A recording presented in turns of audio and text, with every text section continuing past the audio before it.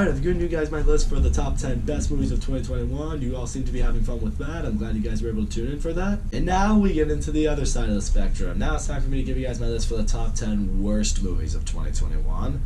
You know, this is the list you're all really excited for. Everyone loves to see me be an asshole to the shitty movies, which, hey, not gonna lie, that can be fun sometimes. Before we get into this list, once again, I gotta make some quick pointers. Number one, again, I didn't see every movie that got released in 2021. But here I'm not going to apologize for that, because if it means I avoided some shit, well, that's not a bad thing. Again, these won't be in-depth reviews for these movies. I'm just going to go on a quick little rant about why they all fucking suck. And the third point, once again, this is just my opinion. These were the movies that I personally hated for one reason or another. If you liked any of these movies, hey, good for you. We're all different people with different opinions, with different tastes, and, you know, there's nothing wrong with that. I can only speak for myself, and these are the movies that really just killed me. I made the points that needed to be made.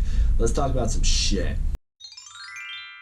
Number 10 was probably the most disappointing movie of the year for me, The Matrix Resurrections. I went into this movie with high hopes. I'm like, Keanu Reeves and Carrie-Anne Moss are both back. At least one of the Wachowski came back to direct it. There must be a story to be told. And now I genuinely believe the only reason they came back is because Hollywood basically forced them to, saying, we're going to make a Matrix movie without you guys, if need be. And you just feel it here. The movie relies way too heavily on nostalgia. The movie moves at a snail's pace. Well, at least it felt like it did, because I just didn't give a shit for the story that was in this movie. The recasting decisions they made, I was not a fan of any of them that they did for a bunch of different characters. It's also just part of the frustration of what Hollywood does. When they really want to make some money, they will just dive into a classic franchise and try to bring something out of it and half-ass it to make a quick buck. That's what happened here. At number 9, conveniently, we have F9. The Fast and Furious movies started off as these fun racing movies, and then at Fast 5, they started turning into these more crime, heist, you know, more thrilling action movies, and for the most part, as ridiculous as they might have been, they were enjoyable. Now it's reached a point where it's just fucking stupid. No character in this movie experiences any form of danger when they really should have been. I mean, fucking guys have almost died or been in like these near-death situations so many times, and they come out completely unscathed. This movie completely defies every form of logic there has ever been in a movie. Just, I can't suspend my disbelief that badly. From, you know, them being able to attach to a rope and literally drive from one mountain to another. That wasn't even the stupidest thing in the movie. A fucking car went into space. Are you fucking kidding me right now? John Cena appears as a villain in this movie as, you know, Dom's brother, who we have never heard about in the previous 8 movies. Like, I don't know, maybe that should have been something we should have heard about. I'm not really starting to believe that everything good about this franchise died with Paul Walker. Ooh, too soon?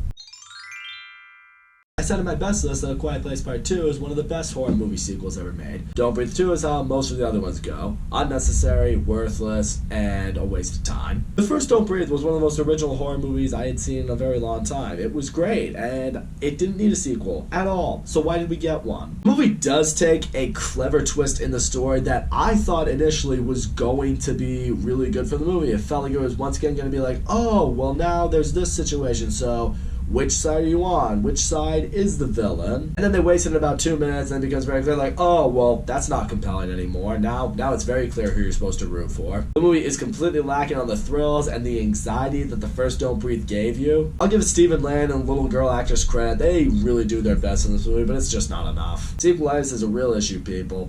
Just because something was successful doesn't mean you can capture lightning in a bottle twice. Does anyone remember that Woman in the Window movie? I mean, I barely do.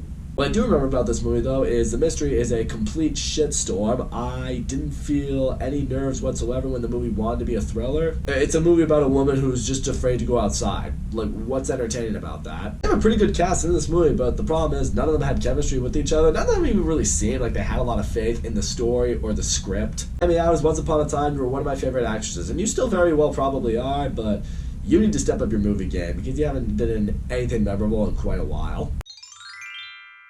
Number 6 is, I pray to God, the last movie in what is one of the most wasted franchises I can think of, The Forever Purge. The premise of The Purge is one of the most genius premises I've ever heard of for a movie, honestly. I mean, the idea of crime being legal for 12 hours for one night a year, you could do so much with that. And pretty much every single movie in this franchise has been such a waste to that potential, and the Forever Purge is no exception. The movie focused way too hard on the politics side of it. It didn't really focus much on the thrills or the act of needing to survive this night. And that's just it. It's the, what is it, the 5th or 6th movie, I don't even know how many it's been at this point, but it's just another movie of the same story. People needing to survive the night.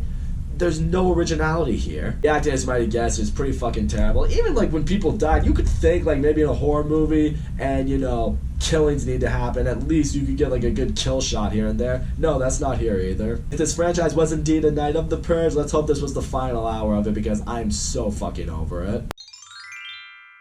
A really interesting premise that is spearheaded by two of the better young actors working today, based off a best-selling book. I thought Cas Walking was going to be good. It wasn't. I love Tom Holland and I love Daisy Ridley. I have been a big fan in some of the movies that they've starred. They've starred in some of the biggest movies we've seen in recent years. So how come the two of them had absolute shit chemistry between each other? I mean, it was completely non-existent. It's a movie where you can hear the thoughts of every male character in this movie, so of course nothing is a secret between the two of them. That really didn't add any form of chemistry or a relationship that could truly build between them. I've seen Matt Mikkelsen play some excellent villains in my time. Here, he doesn't do anything. There's a complete lack of character development in this entire movie. The movie's pacing's terrible. There's really just, the plot of this movie is just really too simple to really even get behind. I actually think this was the first movie I saw in theaters in 2021 when they reopened near me.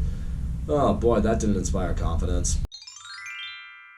Number 4 was one of the more boring, frustrating, and honestly kind of depressing movies I'd seen probably all year. Lockdown. Lockdown is just a movie that illustrates why 2020 was such a shit year for everybody. It's a movie about this couple that are living together during the pandemic, so you can't go anywhere and you gotta wear chin diapers wherever you go, and they low-key are in a really bad spot in their relationship to the point where they probably shouldn't see each other, but they still continue to because they're kind of stuck together because COVID shit. And it's just dumb. Oh yeah, and then a really stupid heist happens at some point towards the end of the movie where it wasn't even interesting or compelling or really had a lot of high stakes going for it. It's a movie about, you know, not being able to go anywhere or do anything. You have a complete lack of freedom and you're stuck living with someone who you really shouldn't be with. You know what? I'm really starting to think that's why I hated this movie so much, because it was such a reflection of what my life was in 2020. Couldn't do anything that I like to do, had to mask up wherever I went, and I was dating someone that I really probably should have been dating in hindsight. Shit, I just realized she might watch this video. Actually, no, she won't. She never supported my YouTube channel. So yeah, if 2020 sucked for you too, don't watch this because it's only going to bring you some PTSD. Top 3 movies of this year, guess what? They were all family movies and they were all adaptations to some really classic shit. At number 3, Space Jam: A New Legacy. Oh my god. Talk about making a sequel to something that really didn't need a sequel, but LeBron James has just tried so fucking hard to usurp Michael Jordan. And I can tell you, this is somewhere he really fucking comes up short. I'm not gonna say LeBron James can't act. I mean, I've seen him be pretty good in some stuff, but here, he does not fit this role. He doesn't have the charm or the charisma or really the likability that Michael Jordan had going for him in the first Space Jam. The outline and the plot of this movie is completely predictable. Within the first 10 minutes of the movie, you know exactly how it's gonna go from point A to point B. There are no surprises here whatsoever. I didn't really feel like LeBron had like good chemistry with Bugs Bunny or Daffy Duck or any of the Looney Tunes here. They also really tried to do too much. I mean, they CGI'd the Looney Tunes, which frankly to me just looked weird. They made the basketball game a lot more convoluted and threw a lot more stuff in there that they really didn't need to. First Looney Tunes was a simple movie. Michael Jordan teams up with the Looney Tunes, they gotta play a basketball game. In this one, they just added way too much to it, and it just became way too much. God forbid there's ever a Space Jam 3. Whoever the next up-and-coming basketball superstar is, don't do it.